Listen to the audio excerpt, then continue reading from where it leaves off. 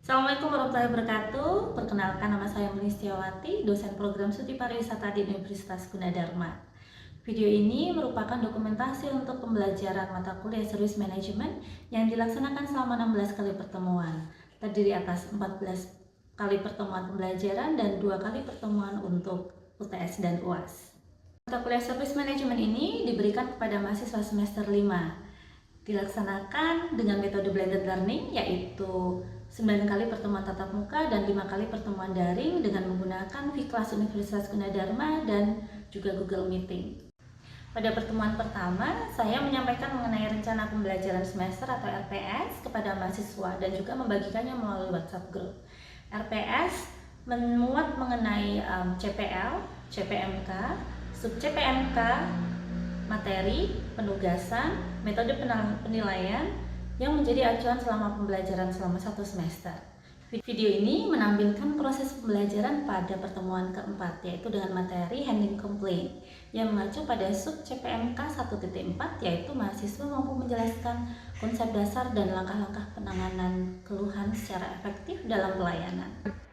Melalui diskusi, role play, mahasiswa diharapkan tidak hanya mampu memahami konsep, tapi juga mampu menerapkan dalam situasi pelayanan secara profesional. Selamat menyaksikan. Assalamualaikum warahmatullahi wabarakatuh. Waalaikumsalam warahmatullahi wabarakatuh. Apa kabar semuanya? Baik. Luar biasa ya. Hari ini kita di pertemuan untuk kelas Service Management. Kita di pertemuan keempat akan membahas mengenai handling complaint. Tapi sebelum kita lanjut, saya mau ngetes nih teman-teman semuanya. Tes fokus karena ini siang. Tadi ada kuliah paginya? Enggak. Oke, sudah makan siang? Sudah. Kalau habis makan siang-siang biasanya? Oke, jadi saya mau tes. Simpel aja. Kita icebreaker sebentar ya. Tes fokus. Kalau saya bilang selamat pagi, teman-teman tepuknya 1 kali. Selamat siang tepuknya 2 kali. Selamat malam waktunya tidur. Jadi nggak boleh tepuk. Itu paham? Oke. Konsentrasi ya, konsentrasi. Oke, teman-teman. Kita lagi apa yang kurang konsen? Selamat pagi. Selamat pagi. Siap. Oke, baik. Tepuk tangan buat semuanya. Oke. Kita tadi membahas mengenai service management. Tapi sebelum kita mulai, kita berdoa dulu. Saya minta tolong untuk ketua kelasnya. Oh, nggak ada. Bisa diwakili oleh wakilnya, PJ-nya. Oke, Hana. Bisa dimulai untuk berdoa ya. Untuk memulai pelajaran kali ini, program saat ini bertemu saya berdoa sesuai dengan apa yang selesai. Berdoa selesai. Ada yang absen hari ini? Nggak hadir? Ada ya. Coba siapa aja ingat kita 1 minggu yang lalu membahas tentang sebelum handling complaint kita bahas tentang service excellence. Betul sekali. Jadi ada yang ingat nggak sih service excellence itu apa? Silakan Adit. Service excellence menurut saya servis yang memberikan kesan terbaik kepada pelanggan atau di pelanggan dengan servis yang prima dan baik. Pelayanan terbaik untuk pelanggan, prima dan baik. Oke, poinnya sudah dapat Adit. Thank you, good job. Ada lagi yang mau coba yang lain? Bagaimana tentang service excellence atau pelayanan prima itu? Memberikan pelayanan di luar ekspektasi wisatawan atau pengunjung.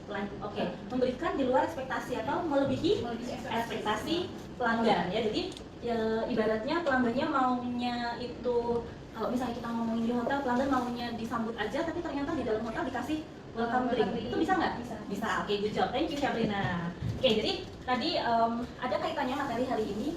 Kalau misalnya kita ngomongin service excellence, kan pelanggan itu melebihi ekspektasi customer. Tapi hari ini yang kita bahas adalah mengenai komplain. Kalau komplain, berarti dia melebihi atau sesuai atau kurang ya, makanya dia akan muncul komplain. Sebenarnya komplain ini hal yang diinginkan nggak sama provider atau sama perusahaan? Tidak, pasti dihindari ya. Tapi yang namanya hal yang sebenarnya tidak bisa kita atur, ya pasti kita tidak bisa menghindari. Tapi yang bisa kita lakukan adalah menanganinya aja. Ya, saya di sini punya video. Oke, nanti tolong disimak di sini tentang apa sih videonya ini. Oke, udah selesai. Kita udah nonton filmnya Mr. Bean ya. Oke, kira-kira dari video ini yang teman-teman tangkap apa? Semuanya ada Customer-nya akan komplain atau enggak? Iya. Komplain. Kenapa komplain tuh Alfa? Pelanggaran dari ini ya, dari Yang memberikan servisnya. dia komplain banyak ngomong gitu. Oke, karena sebenarnya harapannya si customer itu apa sih? Ya, cepat aja. Maunya cepat gitu ya. Oke, thank you Alfa. Jadi nanti maunya sebenarnya tamunya itu maunya cepat beli kado, tapi dia nggak perlu yang heboh banyak wrapping, banyak dimasukin ke cover dan segala macam ya. Akhirnya kalau kalian jadi tamunya bakalan marah nggak? Marah. Sebenarnya niatnya si service provider itu baik nggak? Baik, tapi ternyata tidak sesuai dengan ekspektasinya si customer. Jadi dengan effort yang lebih, belum tentu customer itu akan happy ya. Justru di pertemuan kali ini kita akan membahas bersama tentang definisinya, kemudian apa yang menyebabkan tipe customer yang komplain, kemudian proses dan juga prinsip dari service recovery atau bagaimana kita untuk merecover atau memperbaiki tamu yang komplain tersebut. Juga nanti teman-teman kita akan latihan bareng bagaimana role play dalam kita menghadapi tamu yang komplain dengan berbagai skenario. Ya, sejauh ini ada pertanyaan sebelum kita lanjut ke materi? Jelas ya. Oke, komplain. Definisi dari komplain seperti tadi yang kita sudah review dari sebelumnya. Kalau customer puas itu berarti ekspektasinya sudah dilampaui oleh si service provider. Tapi kalau komplain berarti dia di bawahnya. Pasti ada yang namanya dissatisfaction atau kekecewaan. Ya, karena niat awalnya yang tadi seperti contoh di video, niat awalnya sebenarnya memberikan surprise, tapi ternyata justru customernya dia yang surprise, kok istrinya udah datang ya gitu ya. Akhirnya nggak jadi surprise untuk istrinya ya. Kalau menurut Lovelock and Ritz, ini ada beberapa sumber yang nanti teman-teman bisa baca untuk referensi dalam service management ya. Ini ada salah satu teori yang sering dipakai. Jadi customer complaint itu adalah sebenarnya peluang yang bernilai. Kok orang komplain malah dibilang peluang? Kenapa bisa gitu? Ya, karena di situ untuk memperbaiki kegagalan dan juga untuk meningkatkan keloyalan dari customer. Ya, jadi jangan bilang bahwa customer complaint itu langsung. Kadang ada orang yang takut menghadapi customer complaint akhirnya sembunyi ke belakang cari orang lain untuk menghadapinya. Padahal sebenarnya customer complaint itu adalah suatu hal yang bernilai. Ada yang pernah menghadapi customer yang komplain? Ada? Mungkin pernah waktu kegiatan event atau teman-teman kerja part time. Pernah? Ada yang mau sharing? Oke, Hana. Nah, kan aku pernah punya online shop juga nih. Terus ada yang pernah komplain karena paketnya tuh belum nyampe ke rumahnya, belum lebih dari 3 hari. Ternyata itu stuck di ekspedisinya. Dan ternyata itu si pihak ekspedisi itu salah input, salah sih.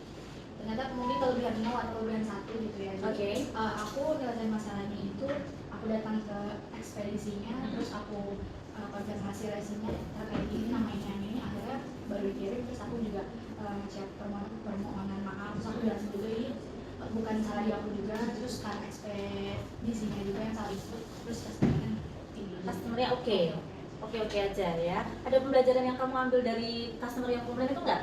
ada. Apa tuh? Lebih lebih gede aja untuk ngasih nomor resinya dan lebih kayak teliti. Untuk angka 1 jangan kayak angka 2 gitu. Jadi dari pihak ekspedisinya juga nggak akan salah input. Oke, thank you for sharing Hana. Ya, seperti tadi contohnya dari Hana, contohnya bagus ya. Jadi setiap komplain itu bukan berarti kita harus lari. Ibaratnya kalau komplain kan masalah ya, tapi justru dengan komplain itu kita bisa dapat pembelajaran supaya dalam waktu kita tidak terjadi hal yang serupa atau kita bisa meningkatkan pelayanan yang kita berikan ke customer. Ya. Kemudian ada di sini service gap. Service gap atau ibaratnya penyebab utamanya dari customer yang komplain itu sebenarnya ada beberapa macam. Kalau di sini menurut teorinya dibagi menjadi 5 macam. Jadi komplain itu muncul ketika service gap atau jarak antara apa yang diharapkan oleh customer di sisi sini dan apa yang dipersepsikan oleh manajemen itu tidak bertemu. Makanya di situ muncul jarak atau gap. Ya, ada namanya knowledge gap. Kalau knowledge seperti namanya berarti berdasarkan pengetahuan. Kalau berdasarkan pengetahuan berarti apa yang customer harapkan itu tidak sesuai dengan apa yang dipikirkan oleh si manajemen. Contohnya apa kira-kira? Kalau yang di video tadi masuknya ke gap apa? Tadi masuknya ke gap yang mana tuh? Yang Mr. Bean yang dia ngasih packagingnya luar biasa itu? Polusi. Bisa beberapa gap ya? Apa aja? Customer gap karena ekspektasinya si customer dengan apa yang dirasakan itu tidak sesuai. Terus apa lagi? Delivery-nya, kenapa delivery? Terlalu lama. Padahal si customer-nya pengennya cepat. Apalagi ada lagi nggak? Ada lagi? Sudah ya kira-kira ya? Oke, atau ini tambahan nih, communication gap. Apa yang dialami oleh si customer tidak dikomunikasikan oleh si pihak providernya tadi atau Mr. Bean-nya tadi ya. Karena sebenarnya tamunya itu maunya cepat, simple, tapi ternyata si providernya itu dia tetap kekeh ya dengan dia standarnya, polisinya, tapi malah justru itu bikin tamunya komplain ya. Jadi di sini ada knowledge gap, ada policy gap, delivery gap, communication gap, dan customer gap. Masing-masing ini punya jadi penyebab ya. Kalau misalnya tamu komplain kenapa?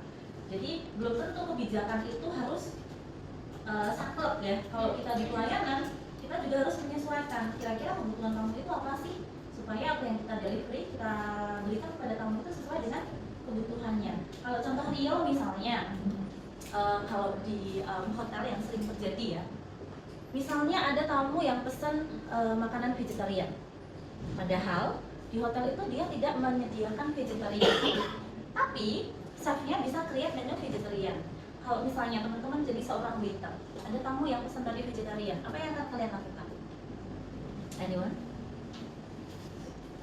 Ada Cika? Oke, silakan Cika. Kamu dia di servis ya. Oke, kira-kira apa yang kamu lakukan? Kalau misalnya ada tamu yang vegetarian tapi hotel tidak menyediakan, Tapi chefnya bisa bikin. kalau itu berarti kita tetap memenuhi atau sama customer. Oke, gimana caranya? Kalau ya, untuk menu kami tidak menyediakan, tapi chef kami dapat membuat menu vegetarian sesuai yang bisa sama customer. Oke, perlu dikomunikasikan ke kitchen nggak? Perlu. Ya, jadi misalnya ada hal yang seperti itu, yang penting kita punya knowledge yang cukup, kita bisa komunikasikan dengan pihak lain yang terlibat. Jangan lupa dikomunikasikan ya, karena seringnya komplain itu terjadi karena komunikasi. Ya, yang jelas semua pihak yang terlibat itu harus dikomunikasikan mengenai apa yang menjadi pesanan atau apa yang menjadi request dari tamu tersebut. Ya, kalau kita berorientasinya ke pelanggan, pelanggan itu pasti secara servisnya akan terpuaskan. Ya, tapi orientasinya harus ke pelanggan, jangan karena polisinya nggak boleh bapak ibu ya terlalu kaku ya, nanti alhasil tamunya juga pasti akan kurang puas. Ya, ada pertanyaan sampai di sini? Jelas ya. Oke, kita lanjut di sini. Oke, kalau knowledge tadi sudah dibahas mengenai bedanya lebih ke pengetahuan. Penyebabnya adalah kita atau dan sebagai service provider tidak mencari tahu banyak mengenai apa yang diinginkan oleh customer. Contohnya hotel misjudge guest preferences. Hotel keliru dalam dia menentukan preferensinya si tamu. Pernah saya ceritain yang kasusnya pisang nggak? Tamu yang dia pisang kok ya? Oke, udah sering ya. Oke, yang misjudge ya. Kalau saya cerita ini tentang operator yang ditelepon dokter, yang minta dokter tamunya belum. Oke, saya ini contohnya ya. Jadi ini kejadian real happen. Jadi tamu waktu stay, kebetulan orang asing, dia telepon ke operator. Dia minta buru-buru ya, can you send me a doctor? Can you send me a doctor? Seperti itu. Karena operatornya ini terlalu panik, dia tanpa memberikan konfirmasi, dia langsung nyari a doctor. Oke, dia telepon ke sana sini, untungnya di hotel ada in-house clinic, tapi hotel pada saat itu dokternya lagi nggak ada. Ini diteleponin, dokternya suruh datang, diajak ke kamar. Dokternya dibawa ke kamar, tamunya udah komplain kok lama sekali, ya dengan bahasanya lah. Kemudian dia, where is my doctor? This is your doctor, sir.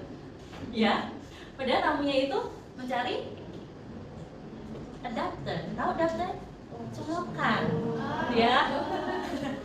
Oke. but the operator said the after. Tadi kenapa itu terjadi? Miskomunikasi karena si operatornya misjudge, karena si operatornya itu salah menginterpretasikan apa yang diinginkan oleh si tamu. Ya akhirnya tamunya sih ketawa karena kok bisa bawa dokter ya, padahal dia yang pengen adalah dokter. Ya akhirnya ya oke lah. Bukannya marah tapi akhirnya ketawa, tapi tetap aja tamunya kesel ya karena apa yang diinginkan tidak datang cepat gitu ya. Udah nggak susah salah pula ya. Oke, kemudian karena policy atau karena kebijakan. Kalau kebijakan ini berarti policy atau SOP-nya lemah atau tidak jelas. Akhirnya dari setiap karyawan yang terlibat dalam memberikan pelayanan, dia punya persepsi masing-masing. Cara mengatasinya gimana kalau soal policy ini? Diadakan training, ya. Terus sering-sering diadakan training atau pelatihan atau misalnya nanti role play dari setiap individu yang terlibat dalam pemberian service, ya. Kemudian ada delivery gap. Kalau delivery gap di sini sesuai namanya ya, biasanya lebih ke dalam pengiriman gitu. Jadi flow service atau dia pemberian pelayanannya lama. Bisa juga diakali dengan pelatihan atau bisa dievaluasi. Kenapa sih penyebab slow service ini kenapa? Contohnya yang sering terjadi sih di F&B ya. Kadang ada orang pesan nasi goreng aja kalau nunggunya sampai 30 menit gitu. Nah, terus tamunya komplain. Kalau yang komplain satu sih mungkin oh ya udah berarti it rarely happen, jarang terjadi. Tapi kalau misalnya semuanya tamu itu komplain, berarti yang salah kan berarti dari free gap ini apa harus dievaluasi, apakah menambah SDM ataukah yang prosedur untuk membuat nasi gorengnya yang perlu disimplify atau alur layoutnya sih kitchen dan segala macam ya. Jadi dari komplain itu juga harus nanti jadi bahan evaluasi oleh perusahaan ya. Kemudian ada nomor 4 communication gap. Jadi kalau komunikasi lebih ke promises, apa yang dijanjikan tidak sesuai dengan apa yang diterima.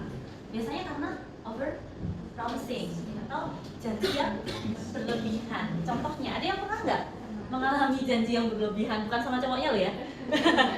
Oke, kenal lagi.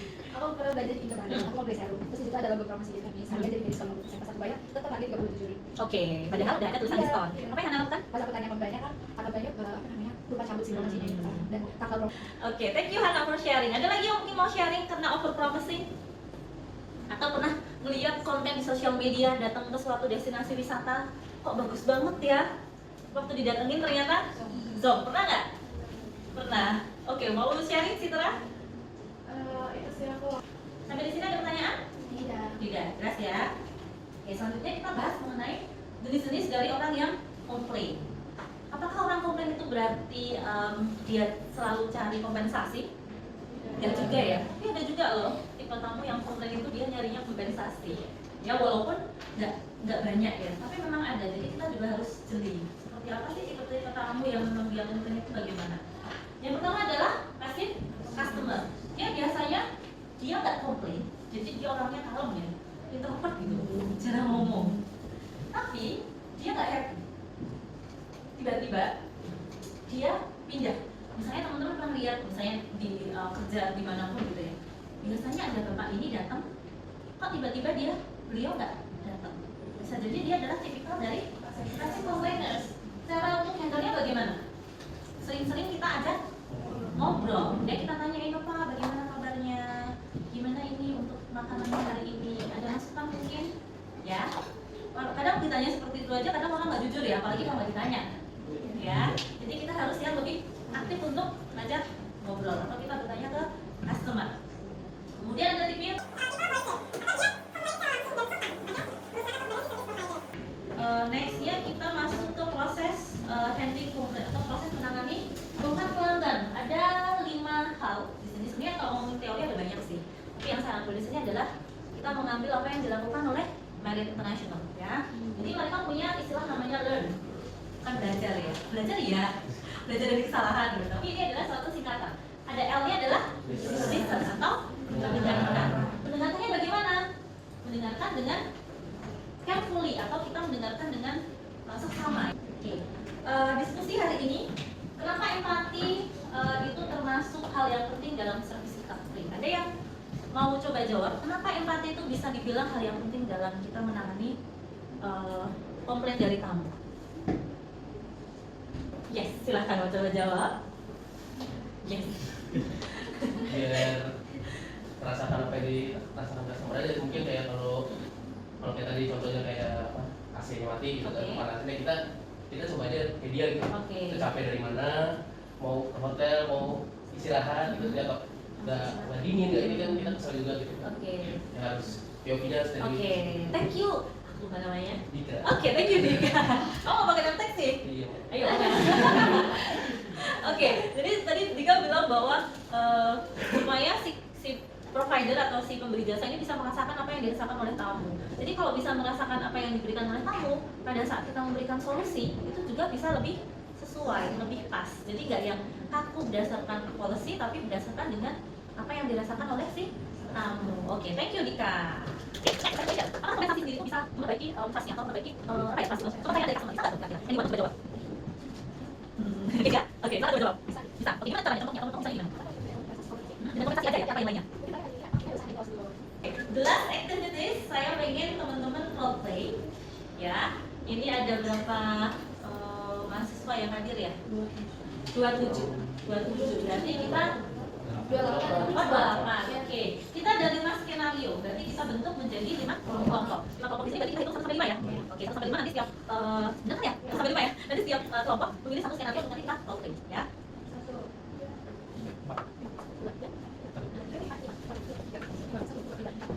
Oke, yang 2 nanti bisa gabung sama yang lain. Teman-teman silahkan bergabung dengan kelompoknya masing-masing untuk nanti diskusi sesuai aja. Jadi kelompok 1 skenario nya adalah tamu yang pesan hot latte tapi yang diterima adalah cookies dan customer-nya komplain politely, masih sopan. Yang kelompok 2 tamunya datang ke hotel will be no available rooms, padahal tamunya ini sudah pesan duluan. Ya, jadi gimana solusinya tuh? Terus yang 3 tourist is upset because the guide skip one attraction without notice. Ini mungkin pernah dialami waktu guiding. Misalnya lagi guide kemana gitu, sebenarnya ada satu attraction yang menarik tapi ternyata dilewati sama guide-nya. Ya, kalau 4-nya customer order fried rice but got noodles instead. Ordernya nasi goreng tapi dapatnya mie goreng. Ya. Nomor 5, guest calls complain about noise from the another room. Kamunya komplain karena ada berdiskusi. Silahkan kumpul dengan anggotanya masing-masing.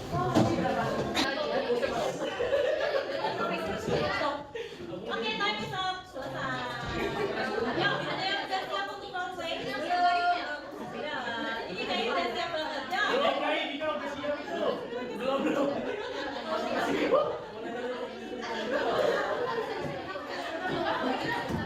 Oke, yang lain dengerin tim ini dulu ya. Yang lain dengerin tim ini dulu.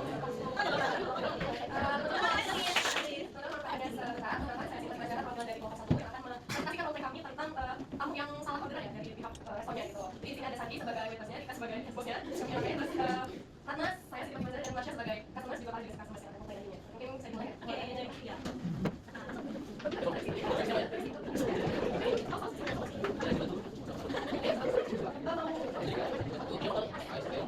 Oke, teman-teman ada evaluasi ini?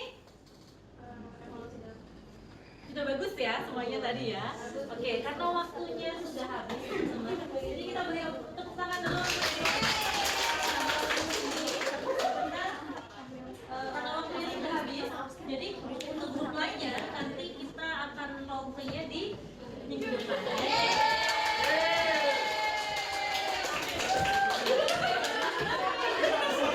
Halo. Oke, tapi untuk sebelum kita akhiri untuk pertemuan ini, saya ingin mengingatkan kembali sama bahwa komplain itu bukan sebagai sebuah kegagalan ya. Jadi teman-teman semuanya nanti pada saat sudah kerja, teman-teman pada saat nanti magang jangan menghadapi tamu yang komplain, karena itu sebetulnya adalah sebuah peluang untuk memperbaiki layanan. Ya, kemudian yang poin kedua, komplain handling atau penanganan yang handle itu akan membangun suatu trust tadi apa? Kepercayaan dari customer. Kemudian juga tamunya jadi loyal karena dia sudah percaya bahwa brand ini bisa udah paham saya gitu ibaratnya ya. Orang kalau sudah dipahami dia pasti akan tidak mencari lagi yang lainnya. Kemudian service profesional itu harus punya kemampuan untuk mau mendengarkan ya. Kemudian empati dan juga recovery dengan cepat ya. Mau mendengarkan, empati sama yang cepat intinya itu. Nanti testimonial kamu itu kan tidak bisa kita kontrol ya, tapi at least kita sudah berusaha. Jadi nanti usaha yang baik biasanya akan menunjukkan hasil yang baik. Oke, untuk PR-nya tadi cukup role play itu aja. Minggu depan kita role play lagi di pertemuan berikutnya. Ada yang mau ditanyakan untuk pertemuan ini teman-teman? Tidak? Ini untuk bahan bacaannya. Ada beberapa buku yang sudah terlampir di sini ya, nanti akan saya berikan di materi. Ya, tidak ada? Notice? Ya. Listen, care, and act. That's how good service become great. Jadi kita harus mendengarkan, harus peduli, dan juga harus beraksi atau action ya. Karena sebuah pelayanan yang bagus itu tidak mungkin akan terlaksana kalau kita tidak punya kemampuan untuk kita cek kepada orang lain. Oke, terima kasih untuk hari ini. Sebelum kita akhiri secara berdoa, saya kembalikan ke tadi siapa ya?